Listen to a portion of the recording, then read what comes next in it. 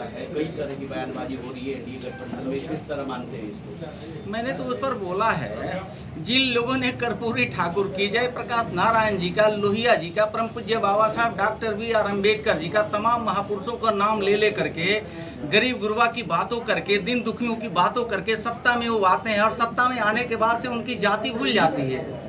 वो अपने परिवार में फंस जाते हैं, अपने परिवार और बेटा बेटी, माई भतीजा और नाना मामा के चक्कर में पड़ जाते हैं।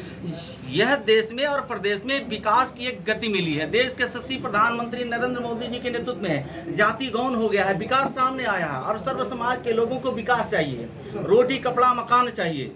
तो रोटी कपड़ा मकान चाहिए और सबको सम्मान चाहिए, तो रोटी कपड़ा मकान सबको सम्मान नरेंद्र मोदी जी ने सुनिश्चित कर दिया। उसी रास्ते पर बिहार के यशस्वी मुख्यमंत्री, जब बिहार के समस्त जनता ने बिहार का मुख्यमंत्री चुन करके भेजा, कुछ लोगों को लगता है कि जातीय के सामने जब विकास नरेंद्र मोदी जी ने लकीर बड़ा खींच दिया है, तो जातीय गणित उनकी फीकी पड़ रही है, उनके आड़ में वोट उनके नजर आ रही है। तो अपने वोट के जाल में फिर ये देश और प्रदेश के गरीब जनता को गुमराह करके वोट अपने पक्ष में लाने के लिए एक जातीय आंकड़ा को फिर उन्होंने एक चाल चला है। मेरा मानना है कि जब बिहार प्रदेश में और सदन के अंदर से जब इसको जारी कर दिया गया और सदन के एक नेता, बिहार के यशस्वी मुख्यमंत्री नीतीश कुमार जी के नेतृत्व में भारतीय जनता पार्टी के, मुझे भी सदस्य के रूप में माननीय प्रधानमंत्री से मिलने का अवसर मिला। हम तो कोट से बधाई, धन्यवाद, आभार प्रकट करते हैं राज्य और केंद्रीय नेतृत्व को कि मैं एक अनुसूचित जाति चमार वर्ग में जन्म लेने के बाद भारतीय जनता पार्टी ने इतनी बड़ी दायित्व दिए, इतनी बड़ी जिम्मेवारी दिया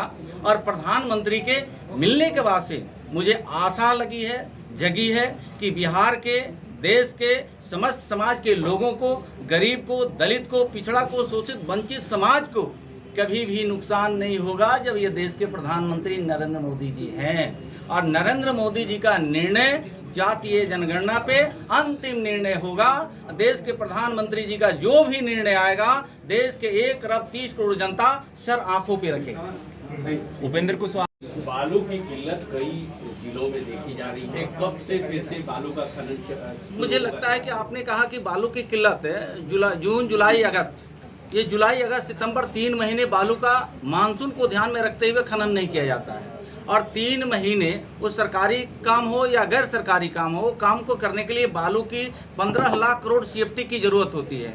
बिहार में 15,65,00,000 करोड़ CFT बालू उपलब्ध था, उससे सरकार गैर सरकारी काम चल रहा है। कहीं अगर आम लोगों की लगता है कि बालू उपलब्ध नहीं है, उसके सरकारी रेट भी निर्धारित कर दिया गया है, तो ऐसे लोगों को जिले के माइनिंग इंस्पेक्टर हो, खनिज विकास पदाधिकारी, उसका नंबर उपलब्ध करा दिया गया। वहाँ के आम लोगों को उस नंबर पे संपर्क करने पे बालू कहाँ से मिलेगा, कैसे मिलेगा, किस रेट से मिलेगा, सारी उनको बताई जाती है। अगर इस तरह का भी कोई आम लोगों को परेशानी होती है तो उस नंबर पे जिले के जो माइनिंग इंस्पेक्टर है, खनिज विकास पदाधिकारी, उनके संपर्क में आने के बाद वो समस्या निराकरण होता है, हल हो जाता है।